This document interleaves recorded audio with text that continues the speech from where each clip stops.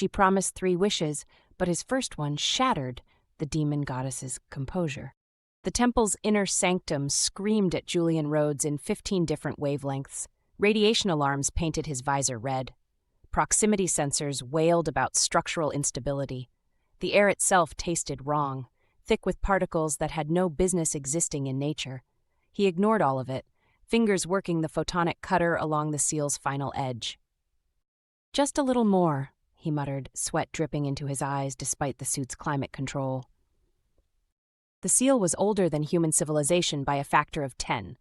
Intricate geometric patterns spiraled across its surface, each line humming with residual energy that made his teeth ache.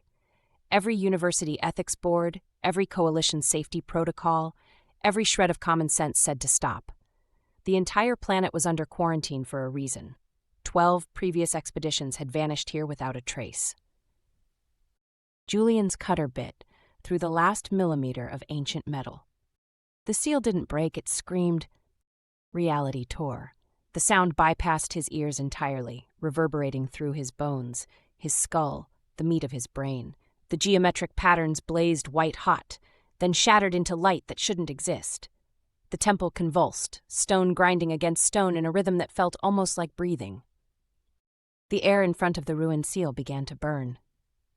Not with fire, with presence. The space folded, compressed, rejected the laws of physics with casual contempt. Heat washed over Julian in waves that made his suit's cooling system whine in protest. The burning air coalesced, solidified, became flesh. She emerged like a blade being drawn. Red skin the color of arterial blood caught the temple's dying light. Black horns curved back from her skull in elegant arcs, their surface reflecting nothing. White markings traced patterns across her shoulders, her collarbone, disappearing beneath dark fabric that clung to curves that made Julian's breath catch. Long black hair fell past her waist, moving in a wind that didn't exist. Her eyes opened, gold and ancient and utterly pitiless. Julian's legs forgot how to work. He sat down hard on the stone floor, cutter falling from nerveless fingers. She stretched, and the motion held a predator's grace. Joints popped with sounds like breaking stone. The air around her shimmered with heat distortion, and when she exhaled, her breath misted despite the temple's oppressive warmth. "Finally," she said, voice like silk dragged over steel.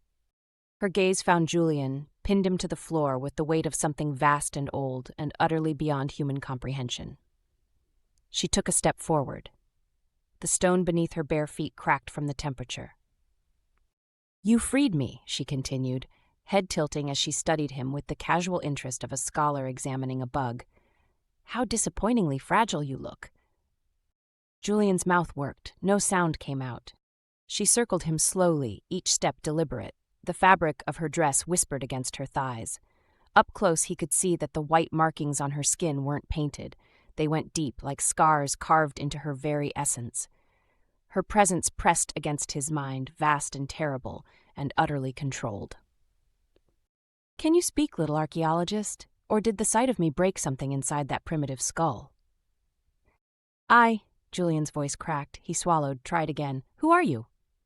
Her lips curved into something that might have been a smile, if it had contained any warmth whatsoever. "I have been called many things. Goddess, demon, destroyer, commander of the last legion, keeper of the dying light." She crouched in front of him, bringing her face level with his. Her eyes were molten gold, flecked with colors that had no names in any human language. "But you may call me Sereth. You've earned that much by breaking my chains." "The seal," Julian managed. "I didn't know." "Of course you didn't." Sereth reached out, and Julian flinched despite himself. Her fingers, tipped with nails like polished obsidian, caught his chin, turned his face side to side as if examining merchandise. Her skin burned against his. "They never do. 12 expeditions before you, all drawn by curiosity or greed or simple stupidity, all dead before they reached this chamber. But you." Her thumb brushed his cheekbone. "You're different, driven enough to break every law, skilled enough to survive the temple's defenses, obsessed enough to ignore reason." She released him, stood in one fluid motion. "The binding laws are ancient," Sereth said, voice taking on a formal cadence. "Older than your species, older than most civilizations in this galaxy. I was imprisoned under terms that cannot be broken, only transferred. You freed me. Therefore, you are owed. She held up 3 fingers, and they seemed to cut the air itself. 3 wishes, little archaeologist. 3 requests I must fulfill before the binding releases me and I may leave this tomb of a world. Julian's mind raced. 3 wishes, the stuff of fairy tales, of human mythology he'd studied in undergraduate courses a lifetime ago. Except this was real. She was real. The heat radiating from her body was real. The temple around them, still settling from her release, was real. What can you... He stopped, reorganized his thoughts. What are the limits? Clever question. Sareth's smile sharpened. I cannot kill directly. The binding forbids it. I cannot grant you immortality. That's beyond even my power. But knowledge, wealth, technology your species won't develop for millennia, the death of your enemies through careful circumstance, a throne? She leaned forward, voice dropping to something almost intimate. Pleasure beyond anything your limited biology was designed to experience, all within my capabilities. She straightened, and her voice returned to that condescending tone. I've granted these wishes before. I know what your kind wants. You'll ask for power first. They always do. Perhaps the secrets of faster-than-light travel or weapons to make your people dominant. Or maybe you're more base, riches, perhaps. A harem of willing partners sculpted to your exact desires. Her eyes narrowed. Choose wisely. The binding doesn't allow me to refuse, but it also doesn't prevent me from fulfilling your wishes in ways you'll regret. Julian looked at her, really looked. Beneath the power, beneath the predatory grace and the crushing presence, he saw something else.